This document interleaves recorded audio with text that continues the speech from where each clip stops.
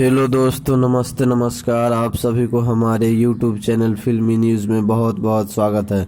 दोस्तों, आज एक नए खबर के साथ में आप सबके बीच में उपस्थित हो गया हूं।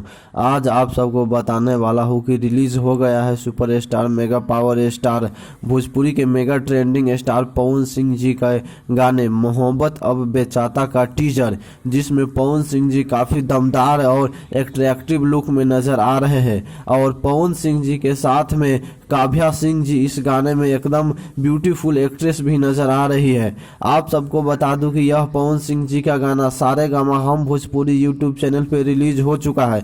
आप सब सारे गामा हम भोजपुरी यूट्यूब चैनल पर जाकर फुल वीडियो यानी कि फुल टीजर देख सकते हैं। आप सबको बता दूं कि बहुत जल्द इस गाने का फुल वीडियो सॉन्ग आने वाला है, तो आप सब दिल थाम के बैठिए और बहुत जल्द सारे गामा हम भोजपुरी यूट्यूब चैनल पर रिलीज होगा। तो आप सब ऐसे ही ताज़ा तरीन और नए नए खबर जानने के लिए हमारे YouTube चैनल फिल्मी न्यूज़ को सब्सक्राइब जरूर करें और साथ में बेल आइकन को दबाना ना भूलिएगा।